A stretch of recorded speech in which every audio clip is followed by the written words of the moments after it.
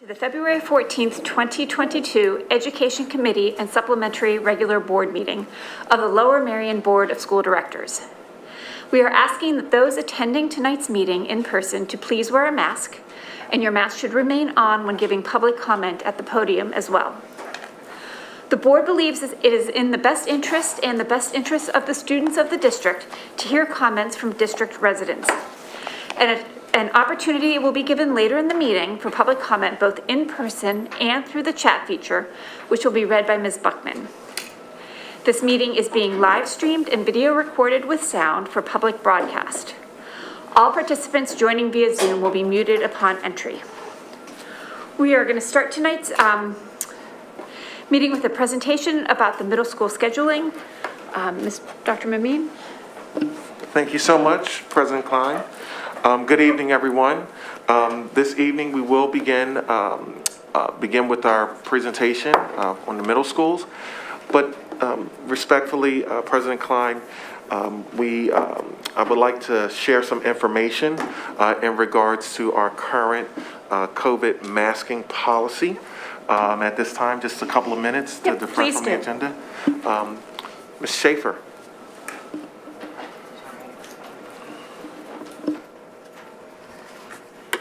Good evening. I wanted to share a brief update of where we are internally as we look at our mitigation strategies against COVID and where we intend to head in the future.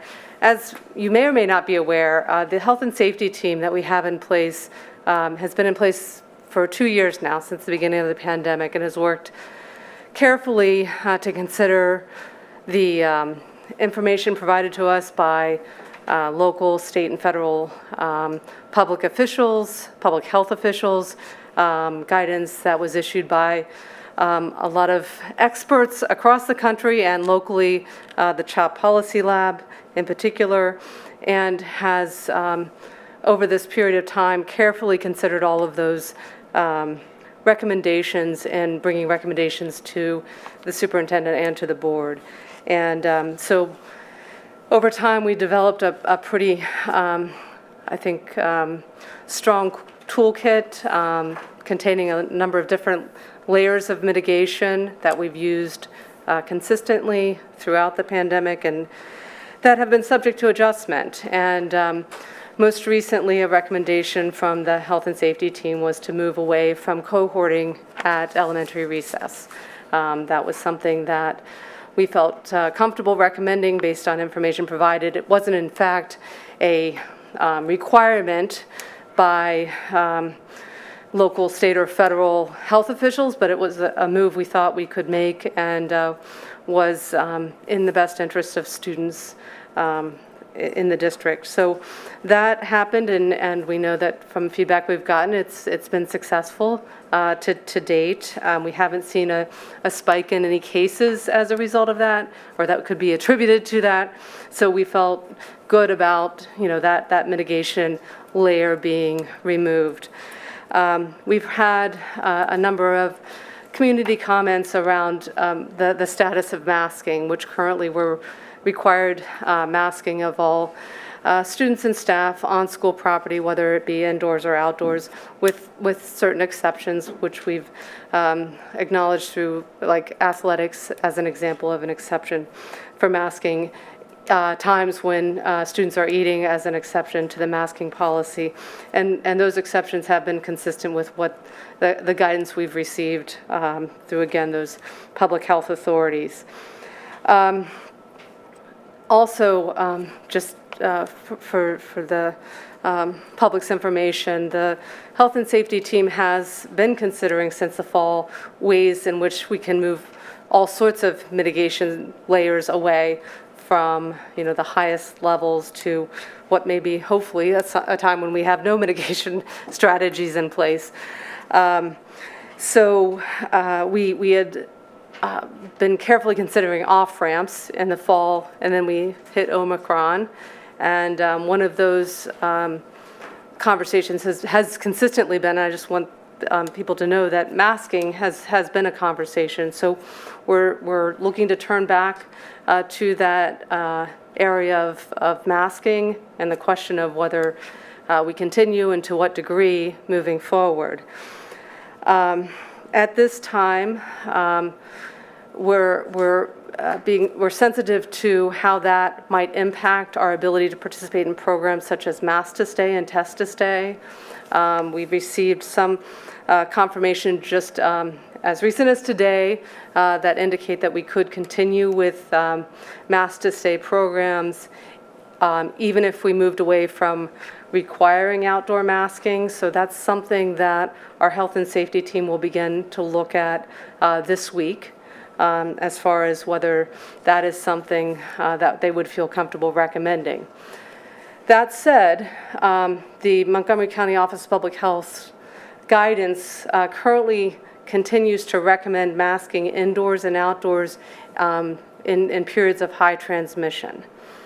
So that gives us pause as well, where there's still a public health authority making that recommendation at a time of high transmission, which is where we still are, unfortunately, as a community.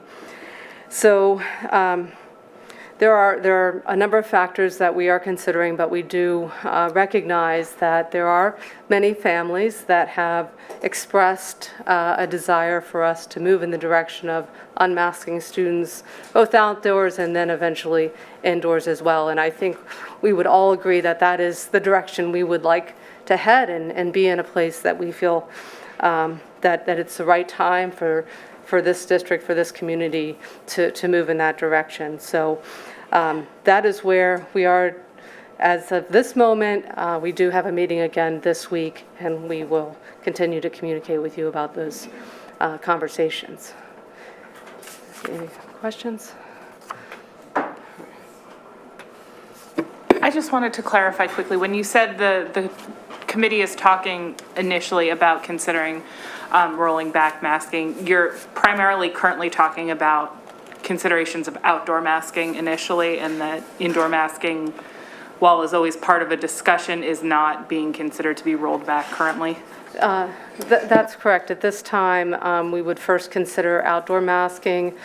We have not, it's our understanding still that the Office of Public Health requires us to follow the mandatory masking guidelines for indoors in order to participate in the Mask to Stay and Test to Stay programs. So that wouldn't even be something that we would consider in this moment based on that. Great, thank you. Sure. For those that might not be familiar, could you briefly describe the Mask to Stay and the Test to Stay programs, please? Sure. The Mask to Stay is a more recent program developed in order to allow students who may be close contacts to remain in school, provided that they continue to mask and test after a certain period of time. So rather than back when we started quarantining as a mitigation measure, students would have to be out of school upwards of 10 days or more. Mask to Stay is a very modified version of that allows students who are asymptomatic, who would otherwise be required to quarantine, to come to school, albeit they need to mask and test in accordance with that program's requirements. And Test to Stay is a similar version of that, but that applies to staff as opposed to students. Thank you. Mr. Moore? Yes, so I just wanted to also, you mentioned that that we ended the cohort model for lunches. Have there been any other mitigation rollbacks in terms of programming that have occurred? There have been some examples of that over time. Someone mentioned earlier, and I forgot to mention, over the summer, for example, we did go to mask optional for our summer programs based on the low transmission at that time. So we have flexed in and out of those mitigation measures. And I would also say that we are, with our school teams, planning for events as we would under normal conditions for the spring, some of those culminating activities. So we are trying to plan for those as if we will be able to participate, fully and as robustly as we have pre-COVID. Because again, we are optimistic we'll always, that we will get there as safely as possible. So. All right. Thank you. Thank you. Thank you, Ms. Schaefer. And at this time, this is an exciting moment as the middle school team has been working on the scheduling for the middle schools as we are reimagining our middle school curriculum, our middle school scheduling, and also our design. This is very exciting. So this evening, it gives me great pleasure to welcome to the podium Mr. Chris Hall, Ms. Amy Jenkins, and Ms. Sarah Stout, our middle school principals. Thank you. Yeah. Good evening, Woo-hoo. everyone. It's good to see you. We want to start out by thanking you for choosing to spend your Valentine's Day with us. You could have been anywhere in the world, but you chose to be with us, both in person or on live stream. My name is Chris Hall. I'm principal here at Walsh Valley Middle School, joined by my colleagues, Amy Jenkins, principal at Bala Cynwyd Middle School, and Sarah Stout, principal of the new Black Rock Middle School. And Sarah, of course, was here last month to provide you with a middle school schedule update. This is now a final update in advance of our full implementation beginning in September 2022. So I'd like to start out by sharing with you the grade 5 through 8 committee mission statement. I think it's instructive to start with the why. And this statement that's up here on this slide was developed collaboratively by teacher leaders across the district. We actually had representation from grades K through 12, elementary, middle, and high school. And I'll just give you a minute to just read and just reflect on the committee mission statement. I think it's important.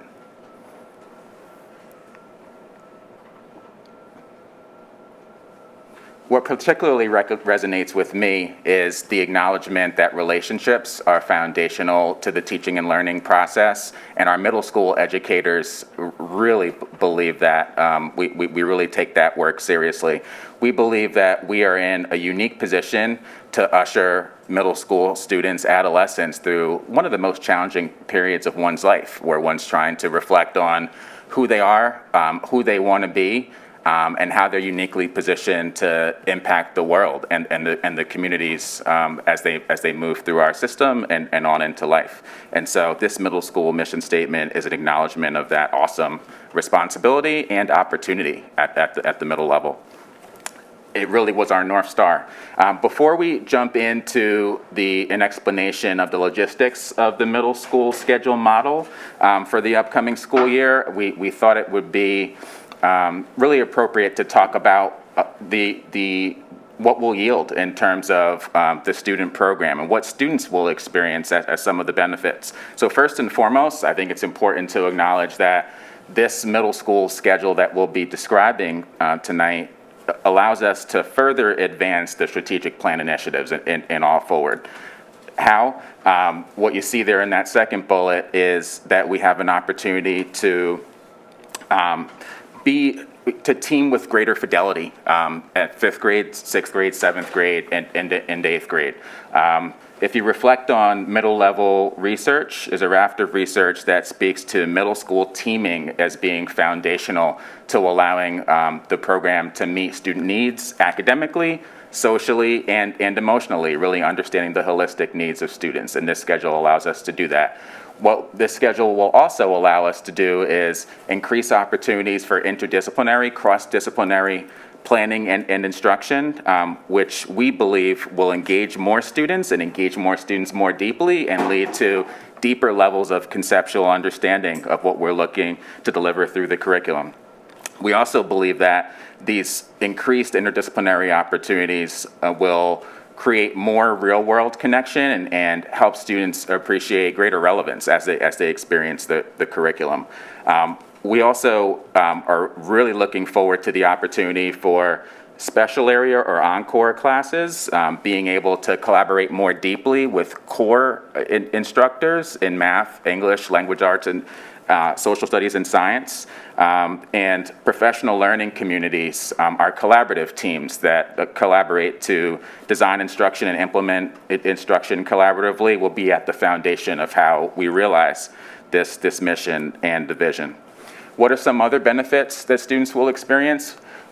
We've talked a lot about how we'll be able to increase its exposure to world language. Daily world language will be provided to students in grades 5 through 8, and all the world language research suggests that more frequent exposure and repetitions on a daily basis will be more impactful in terms of the investment in our world language program. And finally, we'll be able to continue to offer a daily intervention and enrichment period, which allows us to meet student needs, both in terms of enrichment for students that are demonstrating mastery of the content, and also academic interventions for students that are struggling to access grade level content. We're also really excited about the daily intervention enrichment period being a vehicle for allowing us to provide in-school club and extracurricular opportunities, and also as a vehicle to help us deliver social and emotional learning lessons that we struggle to find time for in a traditional schedule without rearranging the schedule on a daily basis. What are some challenges? Of course, there are some with any new implementation of a new schedule model. Some of those challenges are outlined on this slide. Obviously, we're a really ambitious team. Our district is. We want so much for our students holistically. And so when we consider all the different curricular and co-curricular priorities, and we recognize that there's a limit to the number of minutes in a school day, we need to make some tough decisions about what to prioritize and how much time to allocate to each discipline. We believe this schedule is one, though, that allows us to really actualize our vision in terms of priorities, but also gives us room to grow over time. And so I'll talk a little bit later after Sarah and Amy share with you about some of the next steps in the process to make sure that we're continuing to grow and continuing to develop our implementation year over year. What you see in the middle of that slide are some ballpark numbers of student enrollment at each grade level for each grade level, grades 5, 6, 7, and 8. Students in grades 5 and 6 will experience a team model with 2 teacher teams with approximately 45 to 50 students on a 2-teacher team. So you can see the student-teacher ratio there. And in 7th and 8th grade, the student-teacher ratio is very similar, but with a 4-teacher team, which we believe is sort of developmentally appropriate to sort of scaling up in terms of the exposure to the number of teachers and organizational systems in a larger middle school model. Sarah will talk a little bit about the impact of the grade 7 and 8 program. We're really excited about the potential of that program.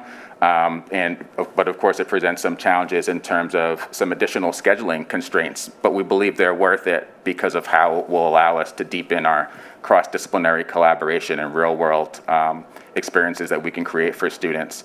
Going forward into the future, in the past, we've looked at scheduling a student year to year. Going forward, we'll need to take a 2-year view for each student's program to ensure that they get exposure to all the new courses that we're going to be recommending. And we'll of course need to schedule math, and of course we need to provide for 4 grade level lunches in order to keep those safe, in order to keep those intimate, acknowledging that lunch is one of the more challenging periods of the day to supervise because it's one of the least structured times during the school day, but for that bus ride. And then passing time will vary from building to building. Currently at Walsh Valley, passing time needs to be at least 4 minutes, and currently at Bala Cynwyd Middle School, it's 3 minutes just because of the physical layouts of the buildings and the campus.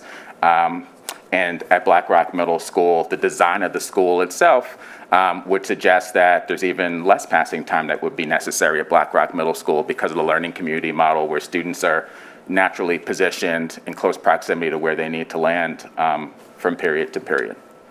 Okay. On this slide, what you see is a real priority that we've been able to accomplish and really realize in the new schedule model for middle school, and that's an increase in the amount of instructional planning time and collaboration time for teachers, which should really allow them to fully actualize what we're looking to accomplish with the new schedule in terms of cross-disciplinary collaboration. There are larger, more flexible blocks of time, which we believe will result in more deep, rich, hands-on, and experiential learning opportunities for students. What are the challenges? Those are listed on the right. Some of the initial challenges, of course, will be that teachers will need to get to know one another. Again, this is, I started out talking about relationships being foundational.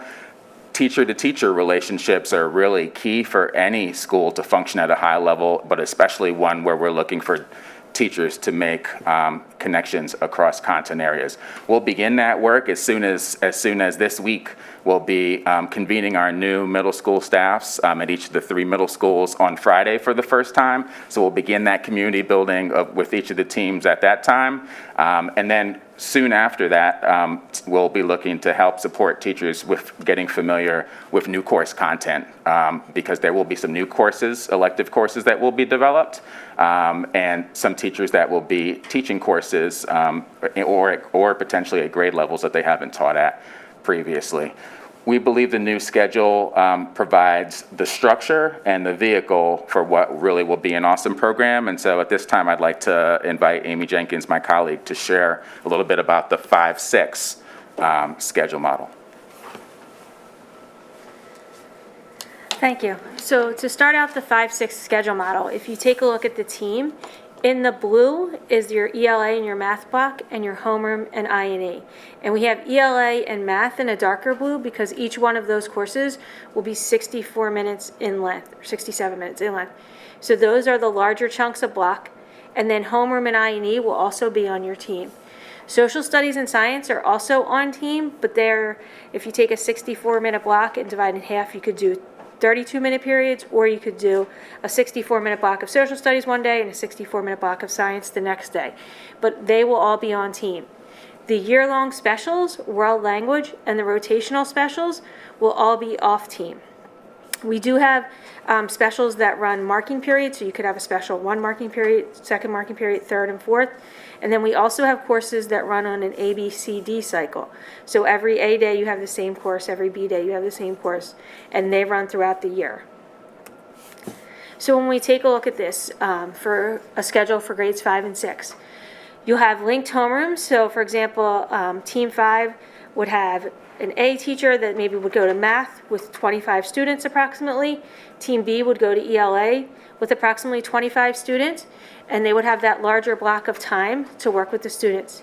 They would then switch, and the other students would have math, and the other student would have ELA. And then the teachers decide how best to divide up that science and social studies time. So a few ideas are that half go to science, half go to social studies, or you could switch based on days.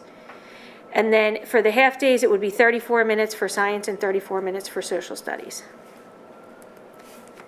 So when we're looking at the 5-6, the year-long courses are phys ed, library, study skills, and music. And then the rotational courses are art, leadership, computer apps 1, and STEM. And if you notice there's an asterisk next to the leadership and teen dynamics course, that's a course that we're creating and we'll be writing starting after Friday when we meet with our staff. We'll start to pull them with our curriculum coordinators to write the courses.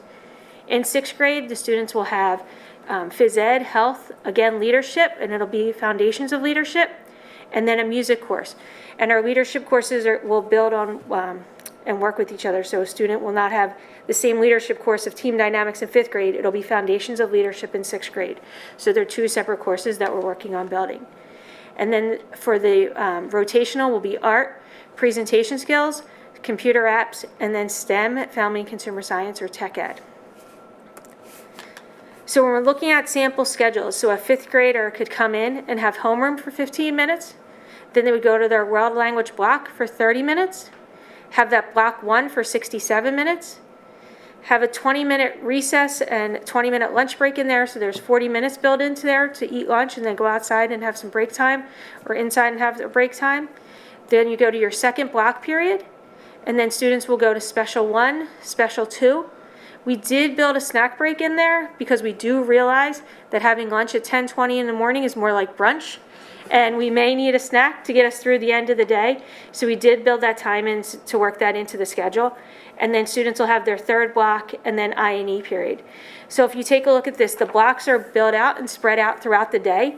So students definitely have space between their core content areas and their special classes, and how they're all linked together. And then in 6th grade, a sample schedule would be 15 minutes for homeroom. The students will start with 2 specials, and then they'll have their first block. Recess and lunch, again, is built in. Block 2, world language, block 3, and I&E. So again, those blocks are spaced out with classes in between.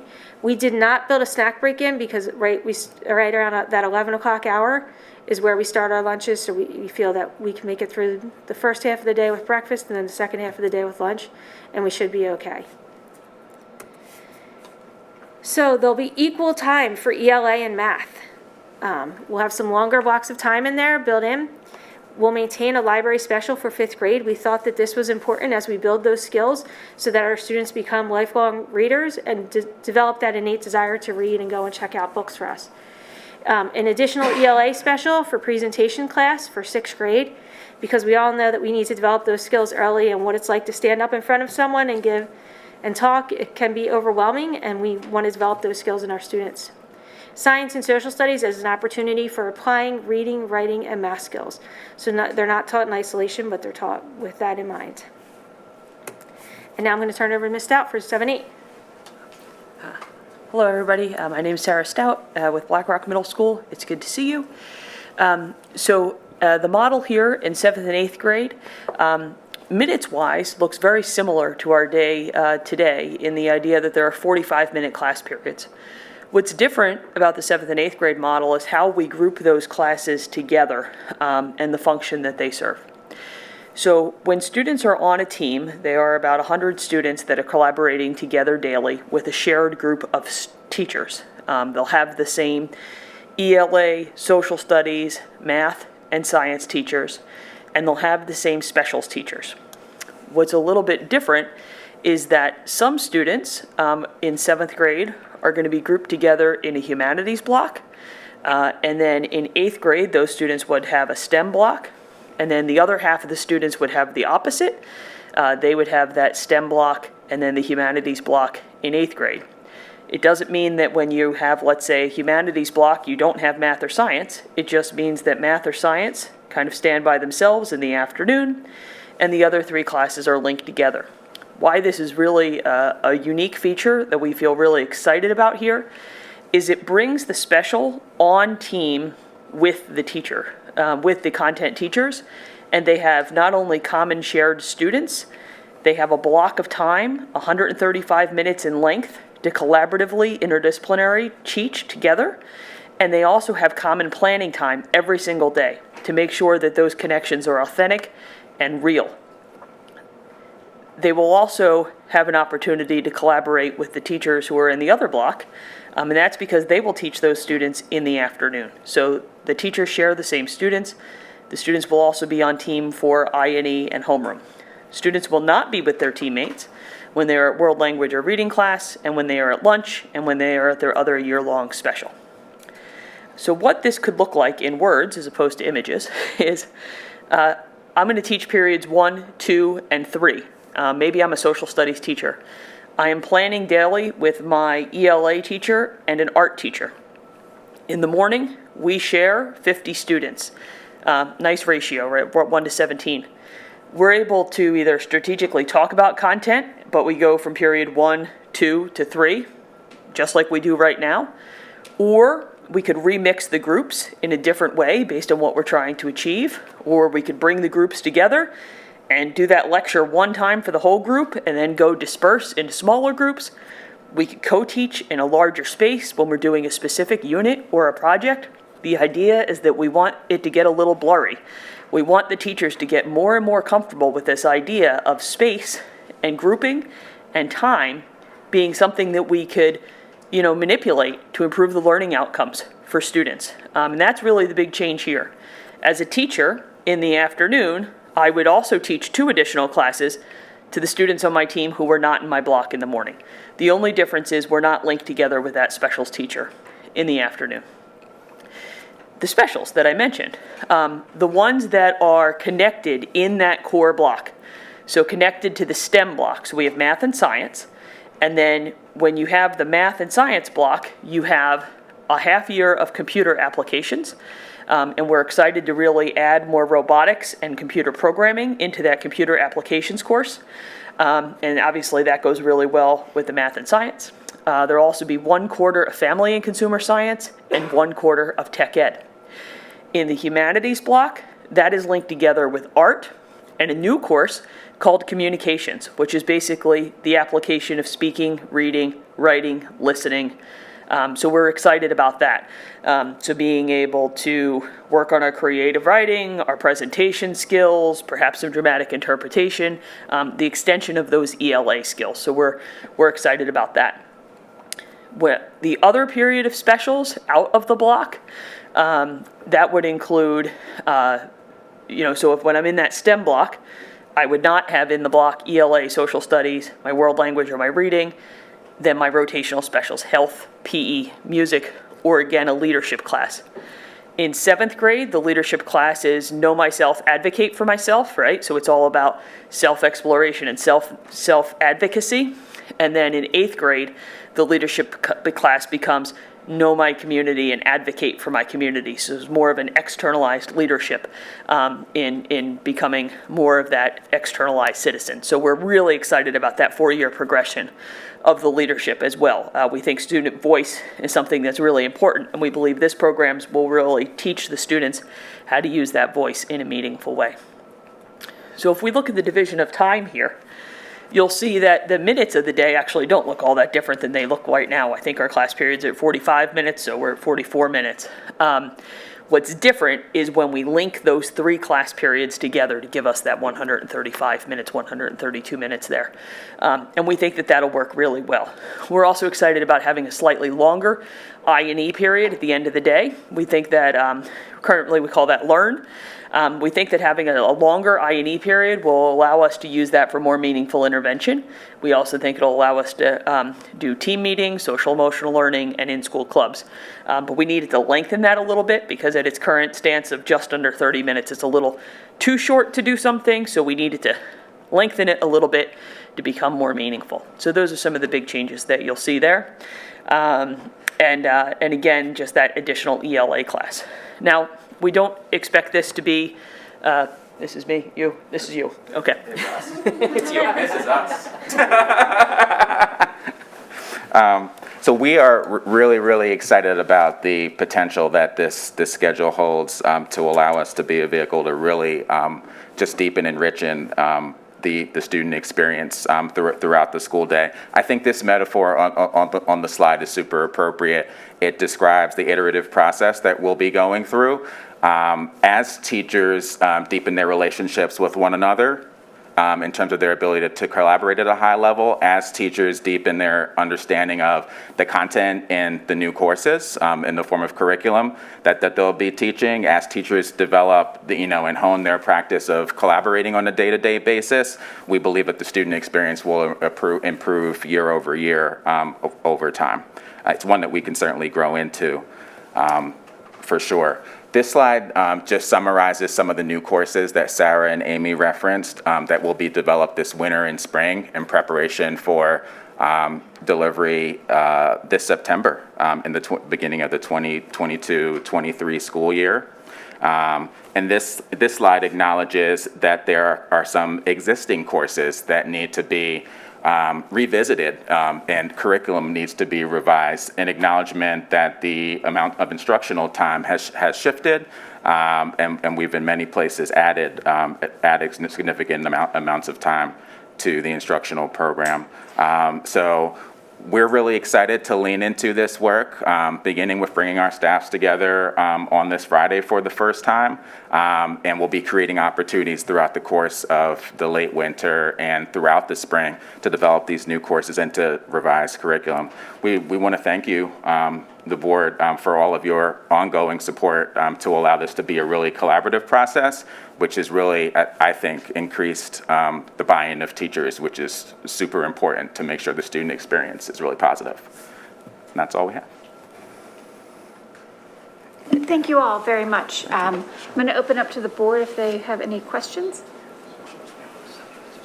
Ms. Kalish? I'll go first. Let me look, see if I can find my notes. So I just wanted to say thank you. I know that we've seen a couple of these, and I continue to be impressed. I really appreciate all the thoughtful work that went into making teaming happen. In particular, these new courses sound really, really fantastic. And I just wanted to acknowledge and appreciate the obvious intent to cater to our middle school students as like fully developing individual humans that are are fantastic people and are growing to be more fantastic each day. And I see that from all of you, so I wanted to extend that gratitude to your team. Just quickly, my question was about the health course. Is that a general health course, or does that also include a human sexuality course in 6th grade? Okay. Human sexuality is a unit within that. Okay. And so there's a particular curriculum and a particular textbook that we follow. Health is part of our curriculum and has been for a long time. That's it's the frequency, the length, or the number of meetings is adjusting slightly. So we with COVID purposes, it's been like more of a PE/health, depending on where students are. We want it to be defined 1 out of 4 days. And if you would like more information on the human sexuality, that Dr. Gaddioso has done a ton of work with that, both I in remember 5th that we and 6th grade. updated it recently. We did. Right as COVID hit, and that sort of Yep. kiboshed some plans. It actually did not. It didn't? Nope. Oh, So fantastic. that continued with it. So the 5th grade with the human sexuality, partnering with Lankenau, that has happened for the last 2 years. Oh, great. And then in 6th grade, related to gender specifically, that's included as well as part of the anatomy reproduction kind of unit. Fantastic. When was the last time general health was updated as a curricular endeavor? So when Mark Klein was here, Yeah, maybe. so right before Jen arrived. Jen, how long have you been here? Like, So Okay, like great. maybe 2018-19 school year? so nice and fresh. Great, thank you so Yeah. much. Ms. Shura? Hi there. I just have a few questions. I want to make sure I'm understanding this. So, first of all, starting in the 7th and 8th grade, in the non-block year, am I understanding correctly that students would have 132 minutes of ELA, and then their non-block class would be 88 minutes? So picture 5 periods a day that Yep. are all 44 minutes in length. Yep. In 7th and 8th grade, the students have the same 5 classes. They have science both years, social studies both years, ELA both years, science, social studies, ELA, math, right? And that specials period. What's different is that the 3 classes are back to back, and one of them is the special. So the minutes of ALA, let's say, is the same. It's Gotcha. 44 minutes in 7th grade and 8th grade. Okay. Where you'll get a little bit of more ELA instruction is the year that you have the humanities block, you have that communication special, where we're enhancing the ELA standards through that communications class by extending what we're doing in the classroom. Got it. Staying in the 7th and 8th grade upper grades, why is the choice to go with family and consumer science in terms of just forward-thinking math and science STEM education, where there's a lot of more progressive courses that align to math and science, high school, college? So there's 2 sort of components with that. The Family and Consumer Science is 1 marking period. It is a course that we have presently. It covers a large variety of topics related from, societal topics. It does cover a little bit of the cooking and the sewing. It also covers budgeting. It also covers career exploration. So the standards for FCS have been updated over time, and they actually have a similar problem-solving approach to the same approach that we see in tech ed and computer science. You'll see an extension of computer science, so it's 90 full days, and we're adding in the robotics and the coding piece with that, so we saw an increase in that particular area, and then we maintain that tech ed class as well. So we felt that by keeping the family and consumer science, we were able to hit on some of the crucial components related to career exploration, the the budgeting, as well as more of the technical problem solving. And it's kind of fun, and kids also like it. And so that really went into part of our advocacy for that. I appreciate that. Yep. Okay, stick with me for a second. Shifting to 5-6 and the teaming, I'm assuming you're using elementary certified teachers for the 5-6 and just splitting. Wondering if the academic data supports the need for 64 minutes of math and ELA? And if not, are there exceptions to social studies and science being longer than 34 minutes, which is incredibly short to cover the rigor of material? So the science and social studies, the teachers have the option, right, that they could do 64 minutes of science one day and 64 minutes of social studies the next day, or break it up how they see fit, since they're on that small team with two-person team. And I believe it's actually more minutes now than the students are receiving in, currently in science and social studies. Okay. With that.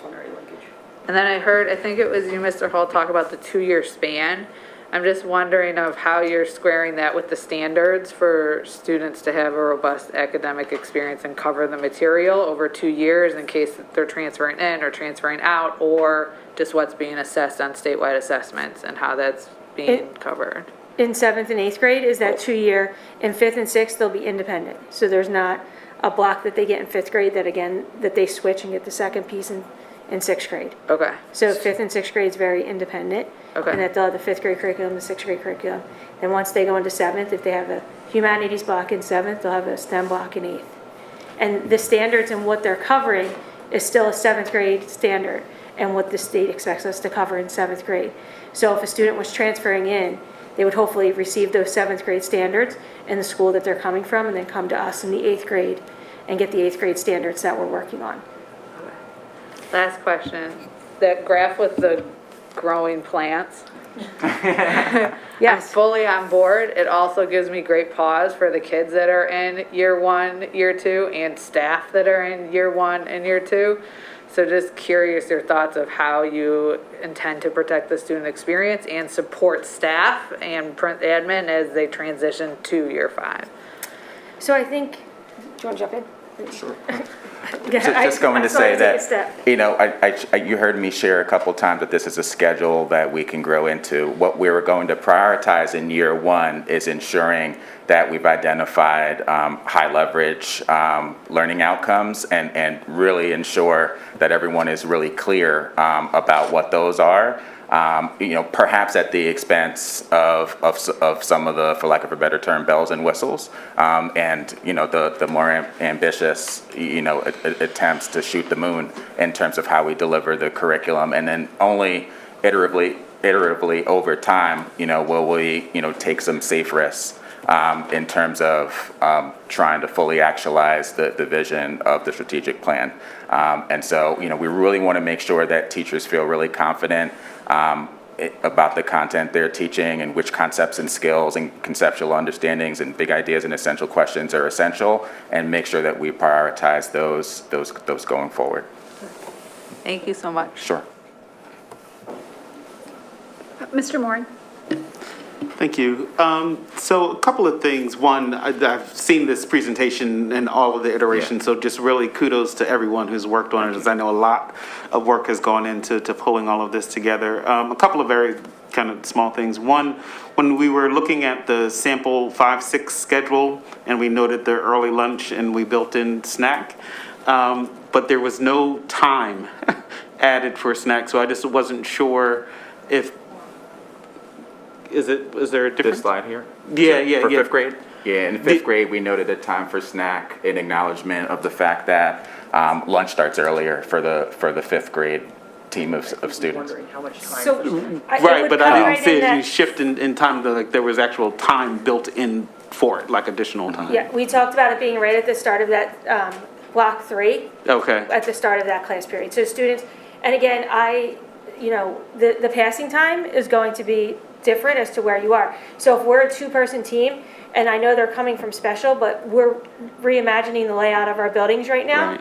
and redesigning them. So there's times when you're gonna go from 103 to 105, and if it takes you more than 30 seconds, Right. like you've been out in the hallway talking to your friend for 25 seconds, right? Right. So, and even like our specials, we're working on making sure that they're not spread out. So I don't anticipate that we're gonna have, that 3-minute passing time that's really gonna Gotcha. be needed. So students would leave special, go to their third period block, get a snack if they want a snack, and then the teacher would kick right into class. Okay, great. And that was, you touched on one of my other questions, is I know that, there's a very intentional design at Black Rock, right, for really kind of that collaborative learning process, and it just makes me, kind of think back on the way BC and Welsh Valley is built even a little bit differently in terms of the spread and all of that, about, how are you thinking about those kind of reconfigurations to really encourage collaboration and think about it in different ways, and given the limitations of the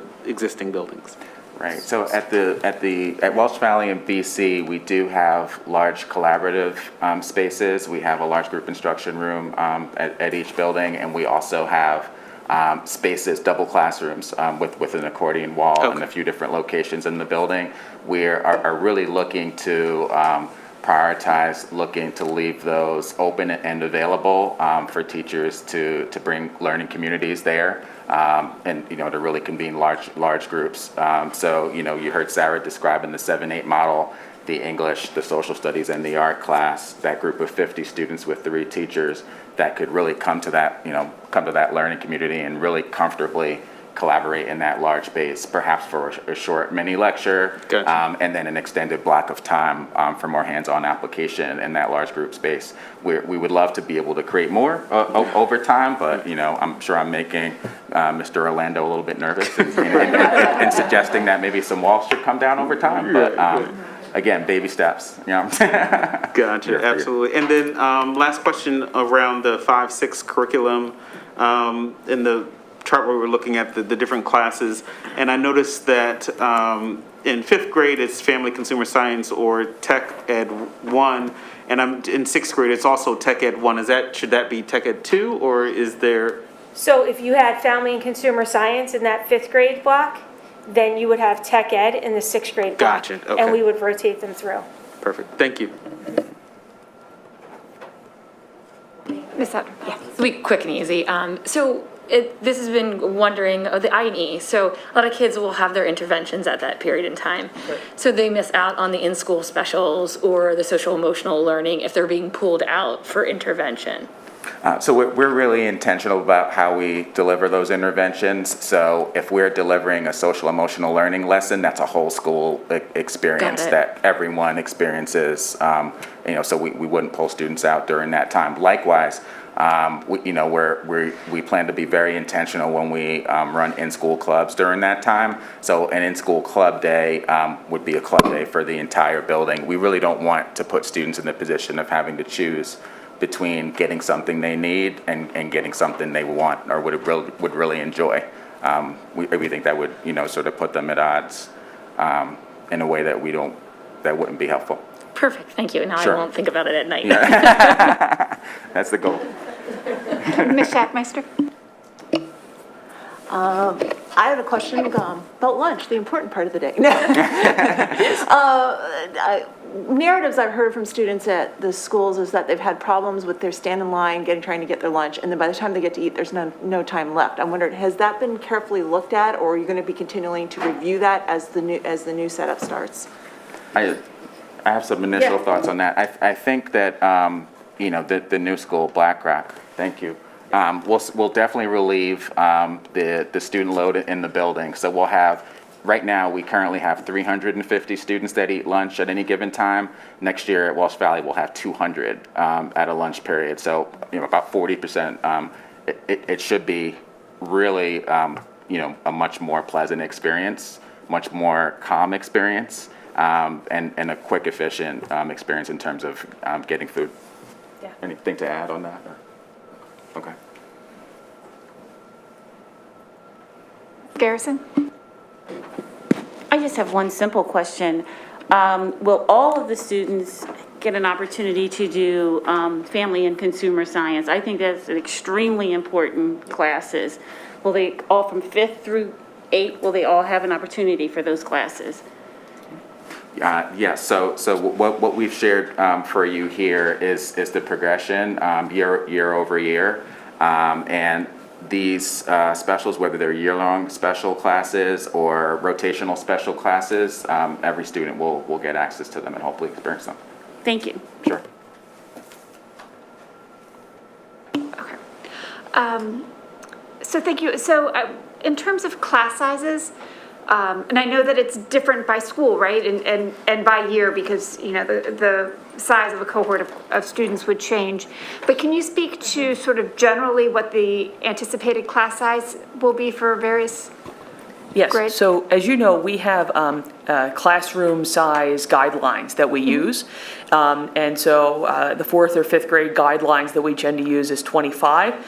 That's the same number we use in the middle school. So as we create a staffing plan, we use that like 25 class size ratio to determine the amount of teachers that we would need in each place. And then that helped drive where schedule worked. That's what drove our request for staffing that we were able to receive. So it's that 1 to 25 ratio, which is the same, I guess, what is that, Megan, 4th through 12th or 4th through 8th or et cetera. So, yes. So we expect it to remain similar, that we aren't expecting a huge shift, either larger or smaller? And that's the number we've been using in the middle school. That's not new. Right. And you may know, there are times where you're going to have a class that feels a little bit bigger or a little bit smaller as you move throughout the day. A feature that will give us some smaller ratio is by including the special into the block in 7th or 8th grade. That creates a time where you actually reduce the ratio even further because it's 50 students with 3 teachers at that time. So that reduces your ratio there to like 1 to 17. So that's nice, but we've ran it through and we maintain that ratio throughout. So, yes. Thank you. I also just want to speak to the idea of the leadership, because I think that's a really great and important piece, and I'm thrilled to see that sort of as added into our programming, because I think that 4 years of different types of leadership skills is really exciting, and I think the tie-in also with the social emotional piece, it's a real great opportunity there, especially around self-advocacy. So I'm really excited to see that added in. And then my last question is, Mr. Hall, could you speak to the intervention and enrichment piece? You had at a previous meeting talked about a program you were using that sort of connected kids and teachers and things like that, and it was very exciting, and you were very excited about it. So I was wondering if you could speak to that a little bit. Absolutely, I continue to be excited about it. We for years have been wishing that there was a scheduling software platform that we could utilize to connect students with teachers that they need to see, either for an intervention or for enrichment or for a club meeting like an advanced chorus meeting. What we had been doing was spending a lot of time sending all staff emails. These 45 students in this email need to go and see Miss Callahan for an advanced chorus rehearsal, as opposed to what we have now, which is a scheduling platform that allows our music teacher to go in and to request any student in the building, build a group, a consistent group, save that group, and then pre-schedule on a given date when that rehearsal will need to be. And every other teacher in our building can access that list and see where, that students are at rehearsal without having to send an all-staff email, or worse, just, worry that a student is making a poor choice and somewhere that they shouldn't be. So we're piloting that at Welsh Valley this year. It's been super successful, just in terms of helping us communicate with one another about how we're meeting student needs holistically. So. Thank you. Sure.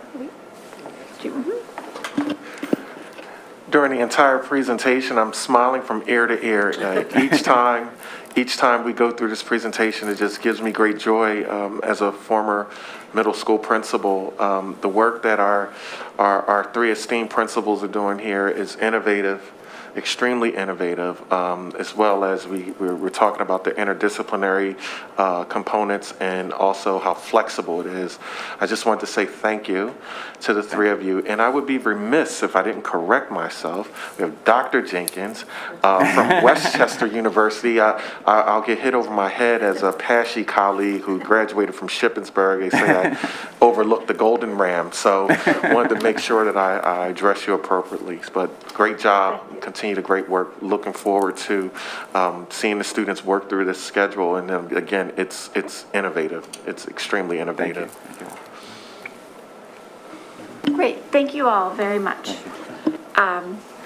Next on the agenda is additional agenda items. We have no additional agenda items to add or vote on tonight, so we'll move into audience recognition. At this time, Ms. LaPera will open the chat feature, and you'll see a 10-minute timer appear on your screen for those of you at home.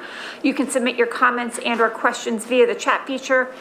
Please do make sure to begin your comment with your full name and where you reside within the district. Again, it can just be a neighborhood. It does not need to be an actual address. And that's important in order for your comment to be shared. For those here in person, if you would like to speak, please make sure that you let Ms. LaPera know. There's a sign-up sheet. If there are any students here, we generally offer them the first opportunity to speak before, just in case. The students silent? No? Okay.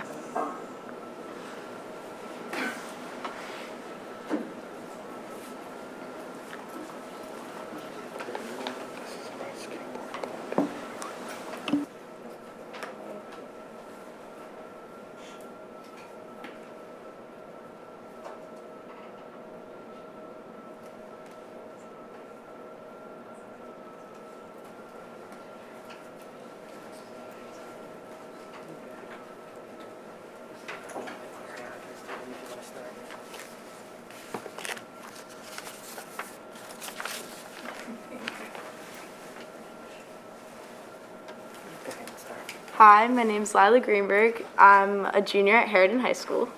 I'm Jackson Moser, and I'm also a junior at Harridan High School. And we're here today to propose a skateboarding club, which got disapproved 2 times. So, our goal is to create a safe space for the skateboarding community in Lower Merion and to spread positivity. Doing this will give people a safe and accepting place to pursue their passion. Skateboarding has had such a positive impact on our lives, and we want to share the joy and the freedom with our peers. We want to help people find happiness through hobbies and introduce the sport to others. We can complete these goals by starting the Harridan Skateboarding Club. There's not a skate park in Lower Merion Township. This club would allow people to pursue their unique hobby and be able to talk freely about it. There's already a large skateboarding community at Harridan without a safe or educational outlet, considering most of these people have no way to get to the skate park, which is all the way in Radnor. Skateboarding is an actively growing sport, and it is crucial for students to have a place where they can learn and grow their skills. All right, so it was disapproved because of liability and location, which is totally reasonable. And to combat that, we wrote a curriculum for an in-class skateboarding club to start off the first half of the year, or maybe even the first year of the club, so we can work our way to getting an actual physical activity to be a part of the club. And our curriculum would include things such as skateboarding history, like breaking racial boundaries and gender boundaries, and the physics behind certain skateboard tricks, and obviously watching some iconic skateboarding videos that are very interesting and influential on skateboarding culture and such. And skateboarding is an art, and it's an art that's often misunderstood due to outside antics that are kind of grouped in with skateboarding. And with this club, it would create a space that skateboarders could go to after school that would completely eliminate those antics and all of the trouble that skateboarders seem to get in. And skateboarding is a pretty inclusive sport, or sport is a debate, but pretty inclusive activity. And I think, or we think actually, that skateboarding can influence a lot of people's lives in great ways. And there's not necessarily a great outlet in this community as of right now. So, yeah. It has changed both of our lives for the better. We go out every single day, no matter like how cold it is, how hot it is. We love it, and we just want to spread our passion to others and help people teach people, no matter if it's showing them videos or teaching them how to set up a board. And we'd also help to raise money to impoverished areas by hosting an online competition. And so people would send in their clips and pay a price about like $5. So we'd raise money, and then we would connect with the local skate shop, Three-Way Skate Shop in Havertown, and we would send boards to impoverished areas. Thank you very much. I don't know about anyone here, but I'm feeling as if I can ride a skateboard again. If you could teach me how to do it, you're a genius. I'm so clumsy. Thank you so much for your presentation. And you mentioned that you have an in-class or in-class curriculum. Yeah. Can we get a copy of that, myself and Dr. McGloin? Oh, look at this. Oh, all right. Thank you. Thank you. And previously, you said that the activity or the club was denied. Was that at the building level? It was denied twice by our athletic director, AD. but Okay. we had two. Oh, sorry. Can you go back to the mic? Sorry. Thank you. All right. It was denied twice by our athletic director. The first time it was all like physical activity, and we wanted to like skate at the school. Understandable why that was denied. The second time we submitted an in-class one, but it was still denied for the same reason. So we came here to try and take it further to get an understanding. All right. Thank you. Thank you.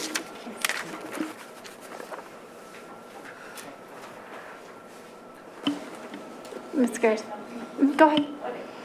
I wanted to clarify that skateboarding is a sport, and it was in the Olympics. And do you know about Skate at the Foundry? Yeah, I Okay. actually worked there. Okay, yeah, so I would say that suggested maybe you could do some kind of collaboration with Brett to help the cause. Thank you. Good idea. Thank you. Thank you very much. Thank you. Thank you. Happy Valentine's Day. Thanks, you too. Amanda Olson?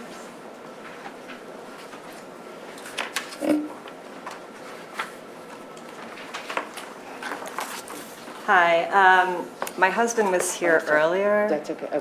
Is he not coming? He had to take the kids home. It was just getting a tad late. So could I take his 3 minute?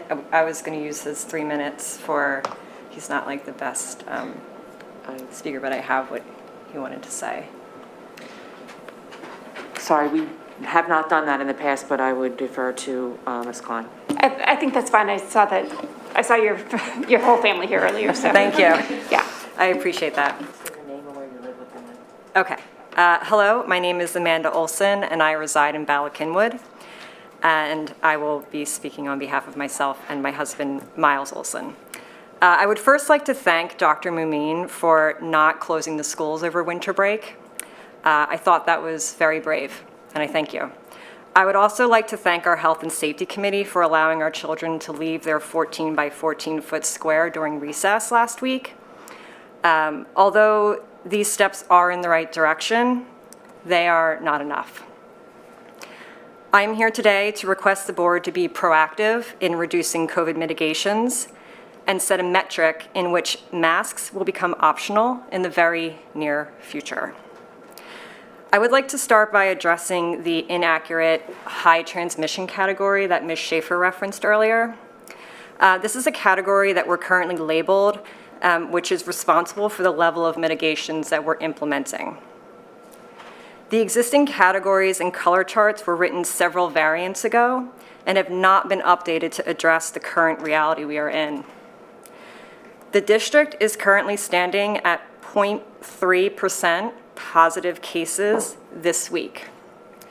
Yet we are still operating under high transmission protocols due to outdated metrics.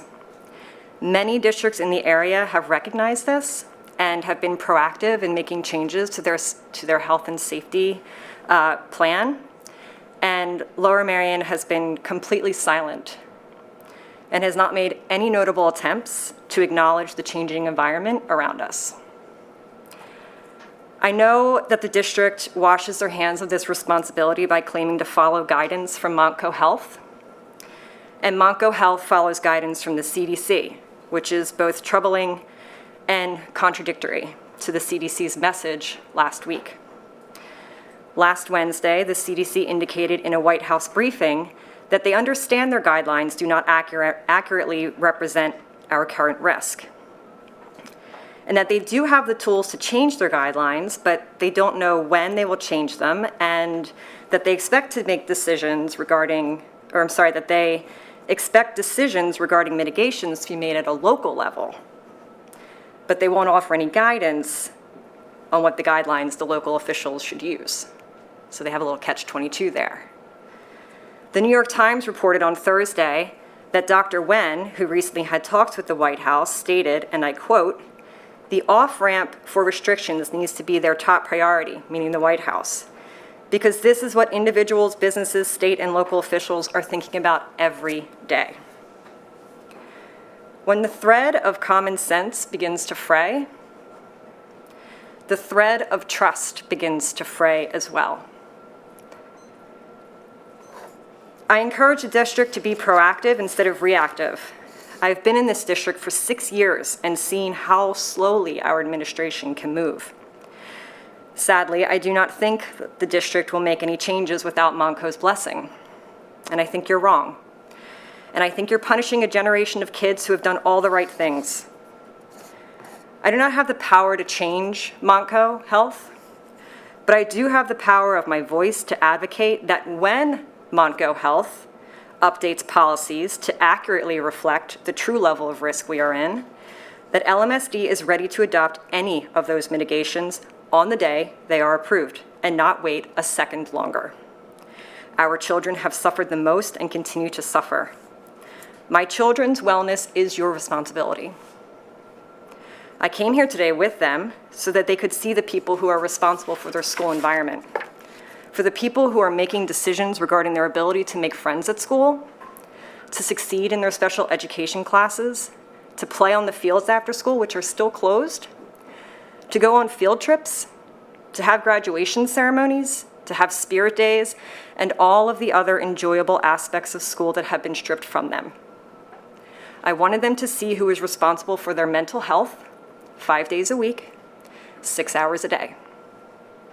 We must stop asking our children to be resilient. We must be resilient for them. We need our school leaders to send a message that they will swiftly and decisively adopt any recommended off-ramps with the same passion and vigor that they had when they swiftly and decisively took our kids out of school in March of 2020. Do not allow our children to stay masked for 1 second longer than they have to. Thank you. Thank you, Ms. Olson.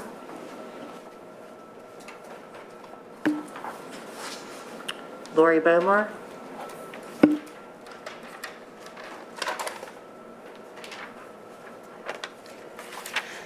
Hi, I'm Lori Bomar from Bella Cynwyd. Over 200 school districts in the state of Pennsylvania have made the choice to go mask optional.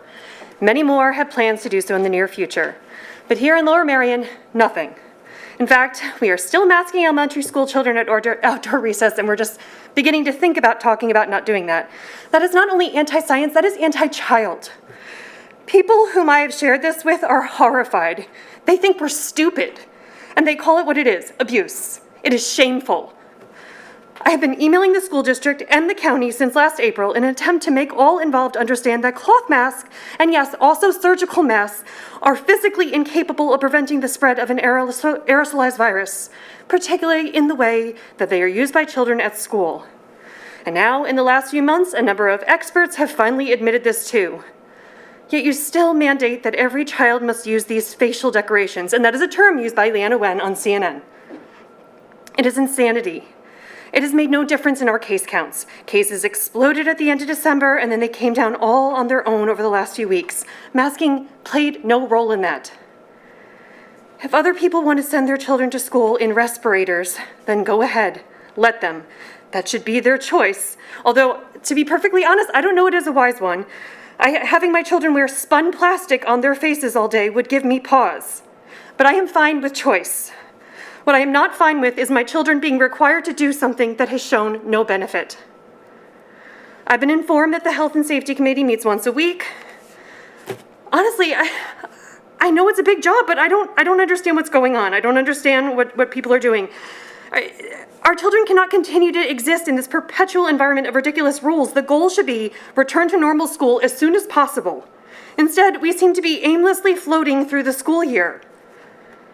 And I'm not speaking tonight because I believe that my words will change your mind. I don't believe that for a second. You are all just waiting for something, waiting, hoping, praying for updated guidance from the county or the CDC or something like that. And the guidance from the county is lazy and cut and paste from the CDC. We should be better than that. But really, you're just avoiding anything. You're doing anything to avoid being brave, anything to avoid taking a risk. So we will watch everyone else move forward and we'll probably be dead last. And this is cowardly. This is not leading.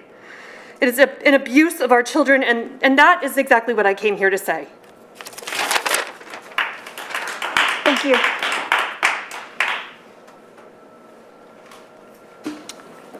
Amy Mack.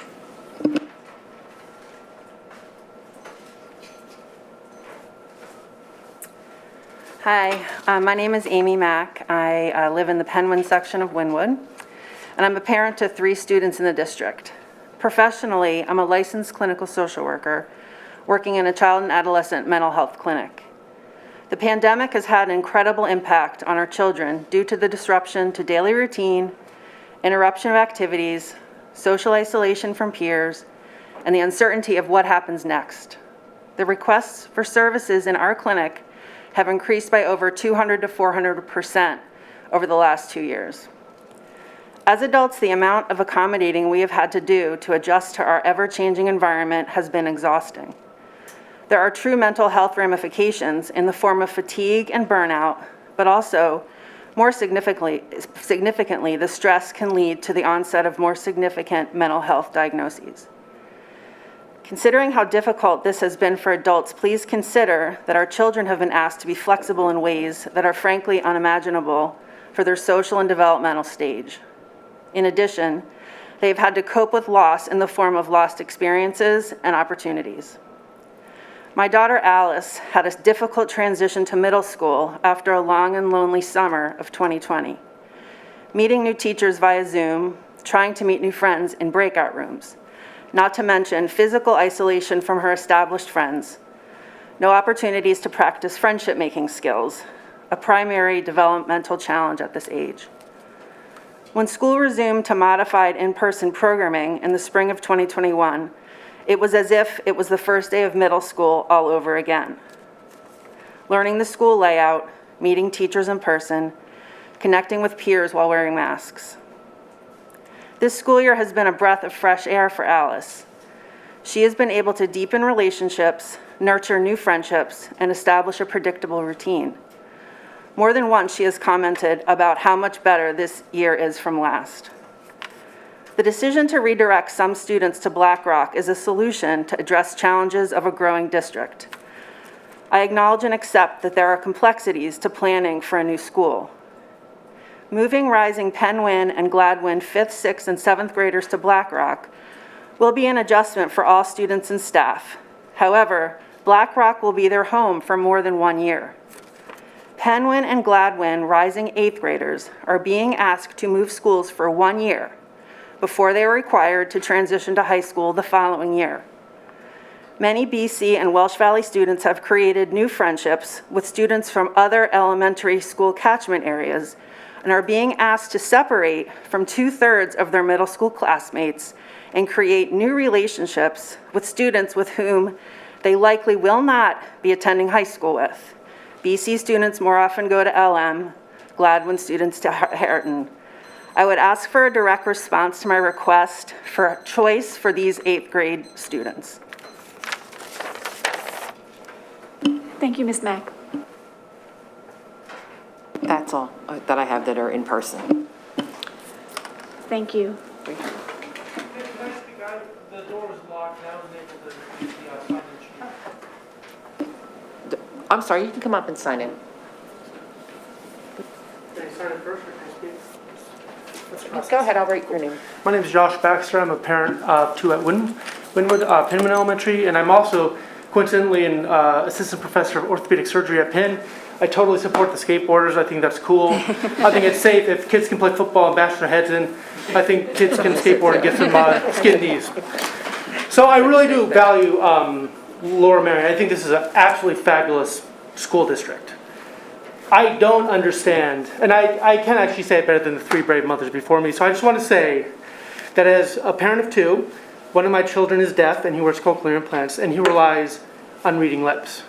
So imagine if you had to learn like this all day. Would that be fun? Would that be good? Is that how you want to teach kids? It's not fair. It's not right. And I'm all in favor of interventions. I study this for a living. I study interventions for a living. Ineffective interventions are not interventions. They're nothing. So there are effective interventions. Vaccines. Children who are vaccinated have a 1 in a million risk of being hospitalized because of COVID-19. That's a risk I'm willing to live with. I think many people here are willing to live with that as well. We should get our kids vaccinated. We should vaccinate our teachers. We should protect our staff, our students, and our community. School transmission is not driving community transmission like we thought it was 2 years ago. It's been 2 years. I understand how unbelievably stressful this must be for each of you. I am sure each of you lose sleep every night because of this. I do not envy you. I do not want to be in those seats. But I do hope that you think about the risk associated with wearing masks versus the risks associated by not wearing them, especially when the masks are not terribly effective. As you can tell, mine is already falling down. I just thank you for your time, and I really do hope that we can move on beyond this. Thank you. Thank you. I was also with them. We were locked out. I didn't sign either. Yes, and if anyone else needs to come up and sign in, that you can do so now. Sorry, the door was locked. Christina Nicolosi, and I'm a parent of a third grader and a first grader at Merion Elementary. I won't waste your time with reiterating anything that the parents before me just said, but I support all of them 100% in everything they've said. What I want to come before the board and just ask is, we've spent, email after email, week after week, emailing the district our concerns and our questions. Exactly what they just said in an email, and we were all met with the same response to that email, and it's that it will be addressed at the health and safety meeting during the week. So my question is, the health and safety task meeting, or whatever it's called, I apologize, I'm not calling it the right thing. Is there visibility for the public? Like, this is a public forum, I can come here, I can come speak to you, I can add my public comment. But to my knowledge, that health and safety task force meeting is not open and available to the public. And I could be wrong, but I'm coming to ask you for that. And if it's not, I'm asking that it would be. Does anybody, I don't know if you're, that's it. Easy question. Thank you. Thank you so much for your comments this evening, and I'm sitting here taking copious notes in regards to our mitigation efforts, also mental health, social and emotional wellness, as well as middle school transition. Just want to comment on the health and safety team. The health and safety team is basically an administrative function, similar to a principal's meeting, similar to teachers' meetings. They're not open for public consumption. However, and I said this at the last meeting, some of the members of that team are right in this room. Principals, central office administrators, superintendent is engaged, and assistant superintendent as well, engaged in these meetings and conversations. all of the comments that we receive, even the comments that we're receiving this evening, this is information that we seriously take to the team and discuss it along with looking at the, again, which is stated clearly this evening, the MCOPH recommendations. I thank you for recognizing the complexities in these decisions. I mean, this is something that we have never seen before, and hopefully we'll never see it again in our lifetimes. But in the meantime, and in the now, we have to grapple with all of this data, with all of these recommendations, and then local control. It leaves school districts to flounder. With the health and safety team, it provides us with a mechanism, with the process, whereas we can weigh this data. We're in meetings constantly. That's why I appreciate the comments that are coming out this evening, especially publicly this evening, because, and I'm saying this with full authenticity, we are meeting constantly on a weekly basis with my colleagues throughout the county, with health officials from MCOPH, as well as the University of Children's Hospital, that is, also, and constantly grappling over these decisions and looking at the data. I can assure you, or will assure you, that, again, your comments are not left and just put on a shelf and left in vain. Since the inception of the Health and Safety Committee, we're constantly looking at seeing how we can have off-ramps to remove masks and things of that nature. For example, when I was mentioned this evening with the elementary students now getting out of clusters and being able to participate at recess with other classmates. For example, how at the secondary level, with students with after-school activities and the flexibility with masking there, these are serious considerations. We're going to continue to take all of this information, and we're going to continue to stay lockstep with the Montgomery County Office of Public Health. However, one thing that, and it has been mentioned this evening and I took note of,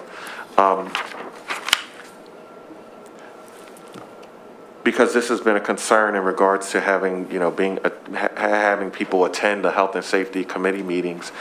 We're talking about more of a process to be outwardly communicative about the thought process that goes into these meetings.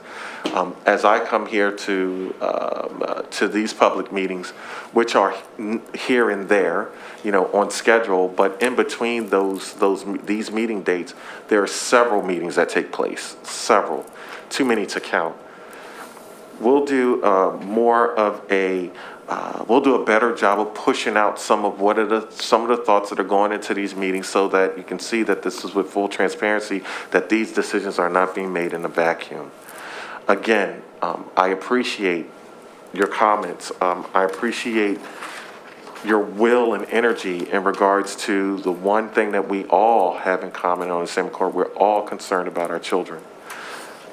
Collectively, we're trying our best. We are trying our best, and we're going to continue to try our best. And yes, the ultimate goal is to get rid of these masks. But we want to make sure that we're doing it in a very strategic and calculated manner, aligned with the data that we have presented before us. But I just wanted to say that publicly, that your comments are not just left on the shelf. We are using this information as part of our decision-making and recommendations to bring back to the school board. But thank you.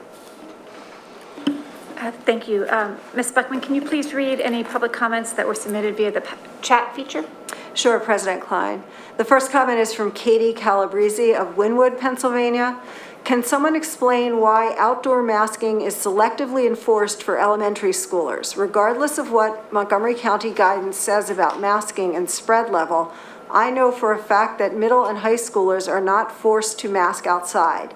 Let elementary schoolers unmask at outdoor recess. The current setup is unfair and nonsensical.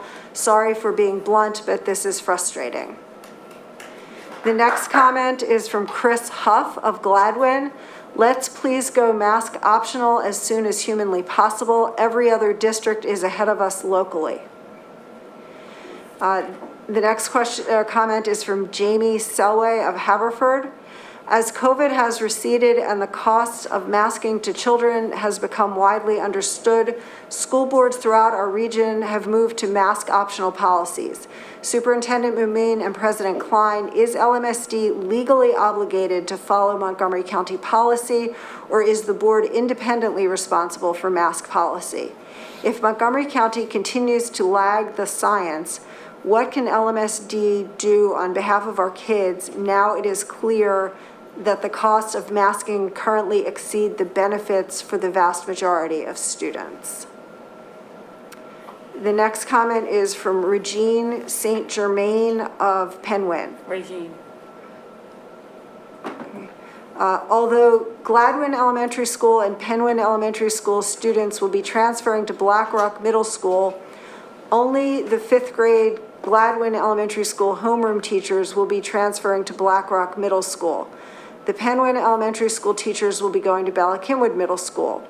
Therefore, there will be very few familiar faces of professionals for our Penwyn Elementary School students. If both groups of teachers prioritize staying together and teaching at Blackrock, why were only the wishes of the Gladwin Elementary School homeroom teachers honored? Did administration consider placing both 5th grade Gladwin and Penwyn homeroom teachers at Blackrock Middle School?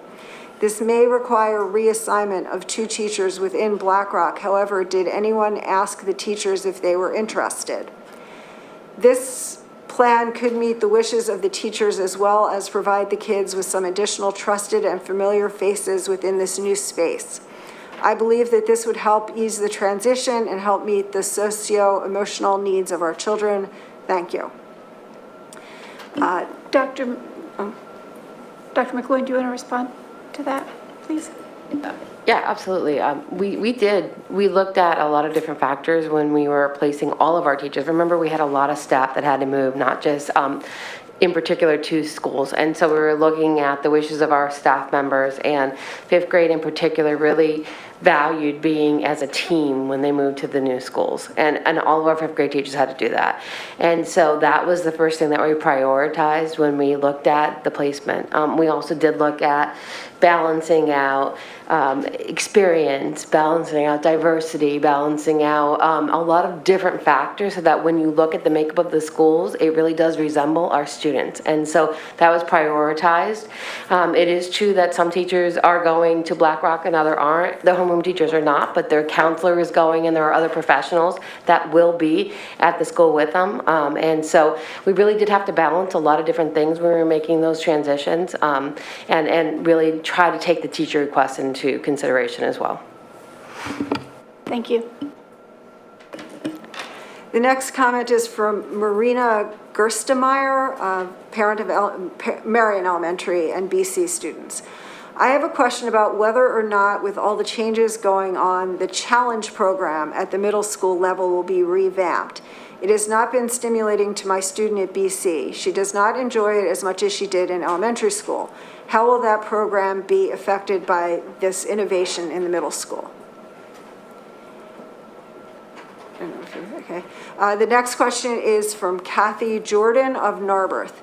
Thanks for the forward-thinking middle school curriculum and being willing to spend time on new courses such as leadership and communications, which are such valuable skills in the modern world but not easily assessed on state testing. A few questions. What time will the second bell be for middle school? How will kids be encouraged to make best use of the I&E time? And will current 7th graders rising 8th be given a choice of STEM or humanities block next year, since they'll only be able to experience one of the blocks? The next comment is from Peter Solderich of Haverford.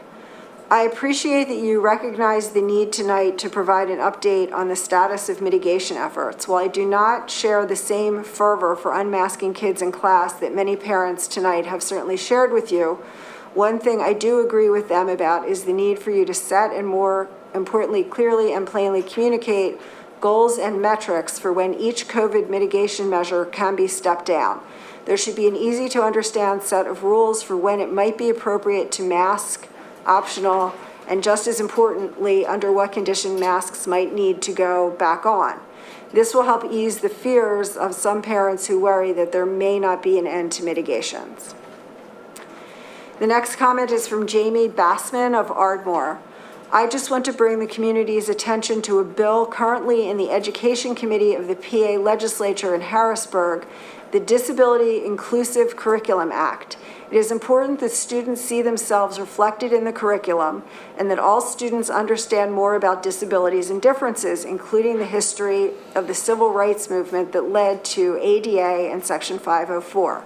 I'm hoping the Curriculum Committee will explore this issue so we can be ahead of the curve. Thank you.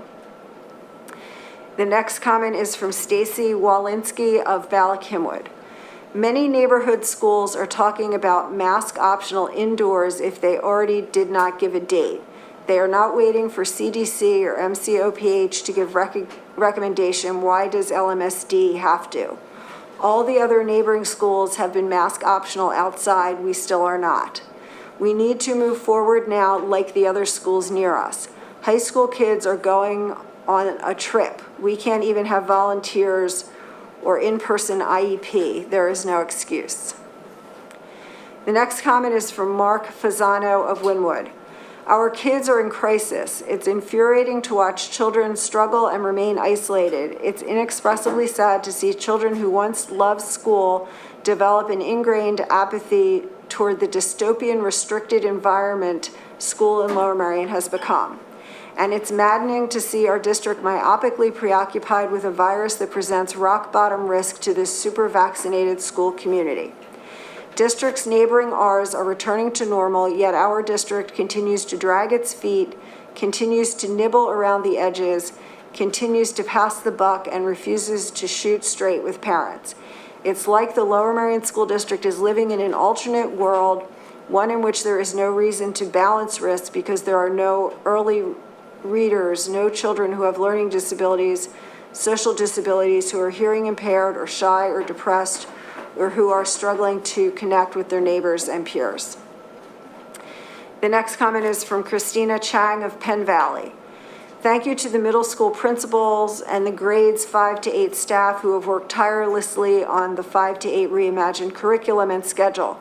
I'm looking forward to my 6th grader receiving more interdisciplinary real-world experience. I heard this evening from Ms. Schaefer that the Health and Safety Committee is planning for spring activities as robust as pre-COVID. Does this mean we can actively plan for all normal school social activities, field trips, and promotion ceremonies? Questions about this to date have received vague and non-committal responses. Also, as LMSD's per building COVID metrics were between 0.7% to 1% incidence rate month to date and 0.3% district-wide last week, will the Health and Safety Committee start to define the off-ramp metrics and inform the community what these metrics will be? Many of our local school districts have already announced mask optional by the end of the month. The next comment is from Sean McMurtry of Marion Station. When my son moved from Kinwood Elementary to Ballackinwood Middle School, he most liked the shorter classes. It kept him alert, and he liked moving from class to class. I am concerned the classes may be too long, and I am concerned about getting enough outdoor time and fresh air. Private schools in the area have shorter classes to enable more time to let loose outside and recharge the brain. It makes the teachers' work easier since kids are alert and refreshed. The next comment is from Allison Tompkinson of Ardmore. I am speaking this evening on behalf of my 2 children who attend Penwyn Elementary School and unfortunately have not ever had a normal school year. They have always worn masks at school and in outside activities when and where required. They often need to be reminded to take their masks off. They are both fully vaccinated and were saddened to learn that despite all of their efforts, unlike their adult counterparts, had no changes similar to myself and other adults in regards to being mask optional in certain social situations when rates of transmission were high. My daughter often asks, why does she have to continue to wear a mask after doing everything right and even getting her vaccinations? She said the masks hurt her ears from wearing it all day and she struggles to breathe freely. Most every district in the state is mask optional. It's beyond time to remove masks from our kids. Please consider making masks optional now. Thank you for your consideration. The next comment is from Wilson Chong of Ballackinwood. I have a series of questions. I apologize for not knowing who to address.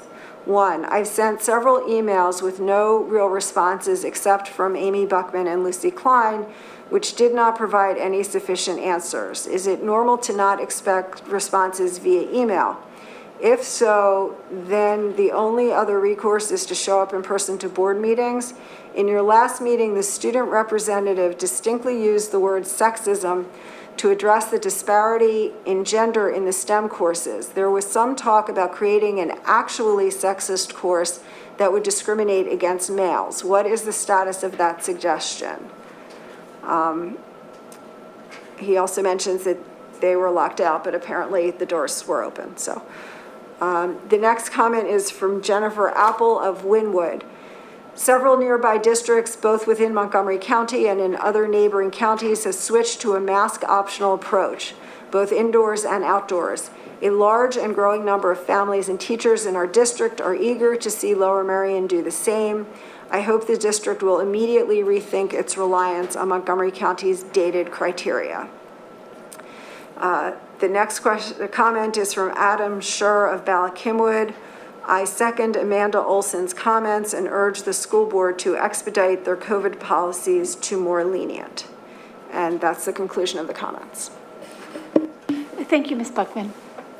And thank you to everyone who provided comments online. I've been capturing notes here, and there are 2 major areas I believe we can speak to and provide more clarification. One question was, the first question was around the challenge program. I'd like to welcome to the microphone Ms. Kimberly Frazier. Good evening. Yeah, I want to assure families, so Challenge is one of the ways that we support our gifted learners. And so gifted support services take many different forms, Challenge just being one of those, but we also do co-teaching and acceleration. So there's different ways that we address the needs of those learners. And I do want to assure families that those support services are not going away. They are continuing as we move forward into the next year. And I'll refer also back to the visual image that Mr. Hall showed in the presentation about the tree and how we grow things. We are not making drastic changes to service delivery for gifted support for next year.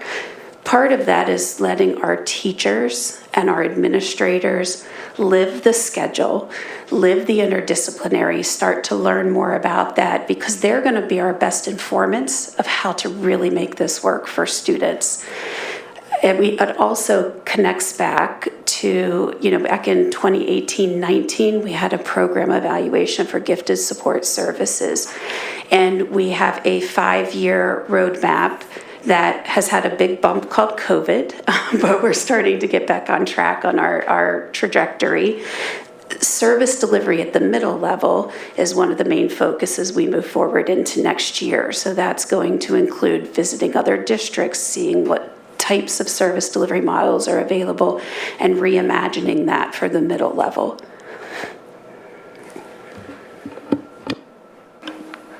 Thank you so much, Ms. Fraser. Also, there was a question, a couple of questions, many questions in regards to masking outdoors and masking with elementary students versus secondary students. Ms. Schaefer, can you provide some clarification there? I think I can speak to that, and then more broadly to where we are in response to some of the comments that were made. I think initially regarding the masking piece, one of the differences in terms of looking at those levels was based on vaccine availability and who was eligible to be vaccinated at the time. And that was, again, around that fall time period. And then we were hit with Omicron as another factor in our discussions. that interfered with our, quite frankly, our discussions about off-ramps from COVID. So while it seems like it's been a long time since the fall, a lot has happened. And now that we are engaging in these discussions around what to do next with masking, I hear the call for developing, our own metrics, which still means that we need to develop those things independent of any public guidance that that gives us the authority to move in the direction that's being requested. So we are hopeful, and I said this earlier in the meeting, that we get to a point this year where we are in a place and have, I know we're never going to get universal comfort and an acceptance of our recommendations, but an understanding of where we need to go for the benefit of our students, and continue to balance that with the health and safety of our community. And this is work that the team has committed to over a long period of time, and I feel on their behalf, I just want to reiterate to the community that they very much think about both pieces, both sides of the equation in terms of the health and safety and what's best for students. We have teachers, we have dedicated teachers and administrators and support staff that are all living this day after day, and they see your children every day and the reality of the impact of COVID and of masking. So I felt it was important to share that because the team wants to do right by everyone and know that at the same time we aren't going to meet everyone where they are right now, but we are working on that, and we do want to come forward with some recommendations that I think are a move in the direction of that off-ramp approach, and hopefully in partnership with the local health authorities that will also support our recommendations. Thank you, Ms. Schaefer.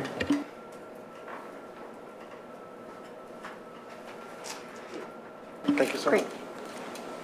Thank you, Ms. Schaefer. Dr. Mamine, just wanted to give an update on upcoming meeting dates. On Thursday, February 17th is the next Facilities and Purchasing Committee meeting. It'll be at 8:30 a.m. here and also live streamed. Our regular business board meeting for the month of February will be next Tuesday, February 22nd at 8 p.m. here in the District Administration Office. Just to note that it's on Tuesday night and not Monday night because of the holiday.